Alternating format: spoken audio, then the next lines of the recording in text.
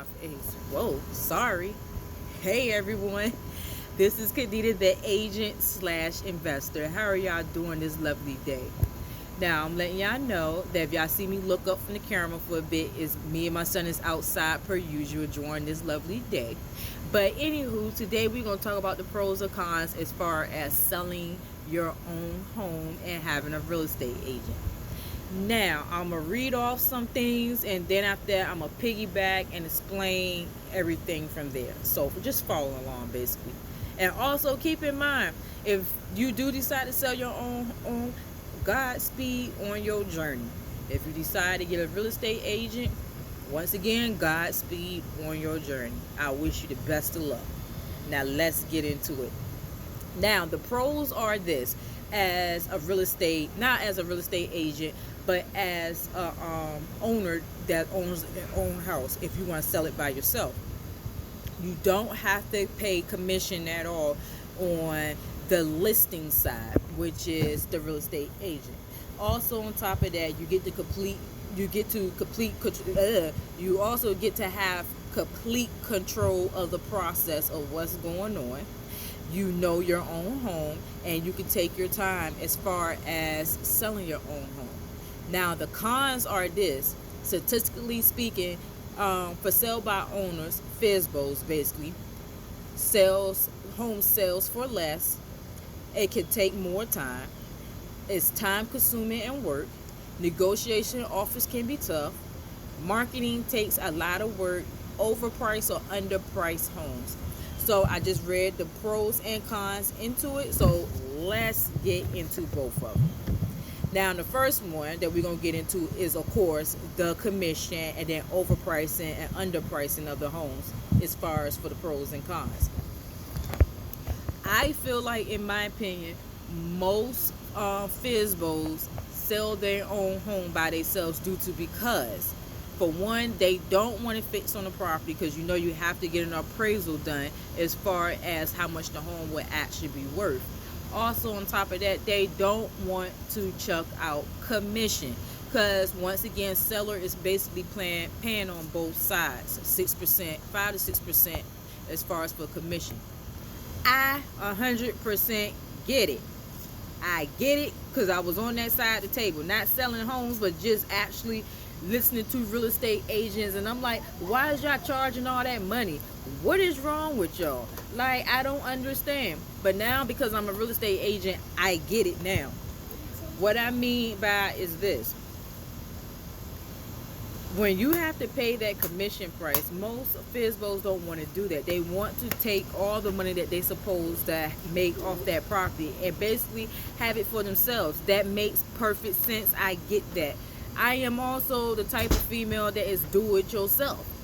I like do it yourself type things. Meaning, in other words, I would try to build my own lap, build my own bed, make my own couch, you name it. I would try to do it, as long as there's a YouTube video out there that's teaching me how to do it. That's my tangent, that's my rant. And by the way, stay tuned, because on my channel I'm gonna also show you how to do some do-it-yourself little home decor things that you can do. Neither here or there. But anywho, keep in mind that when you take the route as far as becoming a FSBO, and you avoiding to pay the commission for real estate agents, think about it like this: you still got to pay the buyer side. It may not be a lot of money, but you still have to pay the buyer side. And then on top of that, you're not thinking that, okay, you could be overpricing or underpricing your home. Prime example, when overpricing, you're comparing apples to oranges. Both are fruits. Both of those fruits are delicious, but apples is apples, oranges is oranges, and you comparing both of them when you should not do that at all. And most FSBOs and most homeowners do that. They figure like, well, if my neighbor's house sold for like $400,000 up the street, then my house should be selling for $400,000. Have it ever occurred to you that your neighbor up the street could have put in work into that home? Or have it ever occurred to you that that home that your neighbor's staying in is probably a little bit brand new built? Your home could have been built back in the 1950s. Your neighbor's house could have been built back in 1990s. Two different eras, two different genres, two different looks inside that house. Have it also ever occurred to you that your neighbor could have did something completely different in that house that caught the attention of the buyer?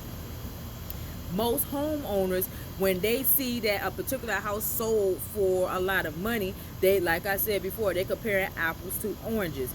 Have it ever occurred to you that you have a ranch house and your neighbor house could be a 2-story house with a 3-car garage? You don't have a 3-car garage. You have like a little shed in the back. You can't do that. You can't compare that. So when you start overpricing your homes, you don't realize that your home could be sitting on the market, and when it sits on the market for a long period of time, it sends off a signal to buyers like, whoa, what's wrong with this house? Why has it been sitting on this market? And it also sends off a signal to the agents too, by the way. Underpricing your home. You could be underpricing your home. Instead of you calling the agent for them to help you sell your home, you underprice it where you're leaving a lot of money on the table because you was trying to avoid not paying your listing agent. Don't do that. Please do your research and do your homework on it a little bit more. Now, like I said before, if you still want to sell your own home, that's great, but I just want y'all to keep in mind the process and the things that's going on. Now, as I was getting more into it before I ran off into a tangent, you have complete control. Now, the pros of that is like, yes, you have complete control of the deal. You're the one who knows the contracts. You reading the contracts and trying to understand the contracts, etc., etc., etc. But the cons is, do you really truly understand the contracts and the jargon words? Do you understand what the legalese is basically saying in those contracts? If your answer is no, then you should not be trying to do a FSBO. But once again, I'm not trying to deter anybody if that's something that they want to do. When you are hiring a real estate agent, that is part of our job, is to understand the contracts and give you the best deal that is working for you and that is worth it for you. Also, on top of that, with you having complete control and may not understand the contracts or anything at all, let alone know how to negotiate, you don't realize that on the buyer side of it, which, by the way, most people hire buyer agents because they mainly basically first-time home buyers. So of course they're gonna hire an agent on their side, and like I said before, you will have to pay on the buyer's side of it. But anywho, you don't realize that with me being an agent and my client as the buyer, I'm going to get them the best deal ever. I'm not going to sit there and, like, basically, in other words, use you as the seller as far as what you selling your home, because that's not my goal and that's not my stilo at all. But what I'm saying is that my buyer client is the one that's important to me. So let's go back to home prices, for instance. Say, for instance, you're selling your home way less, and I know that for a fact your home is worth, we're going to throw out a number. You're selling your home for $350,000, but I know for a fact that your home is worth $400K. I'm not gonna tell you as an agent, and I'm not even working for I'm not even working for you at all. Like, hey, FSBO, you know your home is worth $400,000, especially if I'm trying to get my buyer client to purchase your home. I'm just gonna look at it as like, well, they want $350,000. I'm gonna look at my client and be like, do you want this home? Because my fiduciary, I cannot pronounce that word to save my life, but it's Fiduray. I think I spelled it correctly. Look it up, but I cannot pronounce that word to save my life. Anywho, my duties and my responsibilities is to my client. So of course I'm going to look out for my client. So if you undersell your home, whose fault is that? You supposed to understand the contracts and understand the market. Keep that in mind. The next one that I was also talking about is, you know your own home. That's one of the best pros that I could think of. You as the FSBO that's trying to sell your own home, you know what your home is. You know what it's like in the inside out. You know what had drawn you into this home the first time around anyway. So of course you have the luxury to explain that to any potential buyers. But also, like I said, keep in mind, with your home being on the market, it does take a lot of time and a lot of work. Being a real estate agent is like a full-time job. So with that being said, if you, like I told you before, if you don't understand the contracts, let alone if you work a 9-to-5 job and you not there to try to showcase your home and anything else, you're basically wasting your own time. And statistically speaking, and I saw this on Google, so all the information I'm reading off to you, I actually went on Google to look it up, so that way you won't get a biased answer as me being a real estate agent. But with me looking up the answers, not answers, but me looking up the different questions and stuff like that, they all have said that statistically speaking, FSBO's homes sells for less, or it sits on the market up until they hire a real estate agent.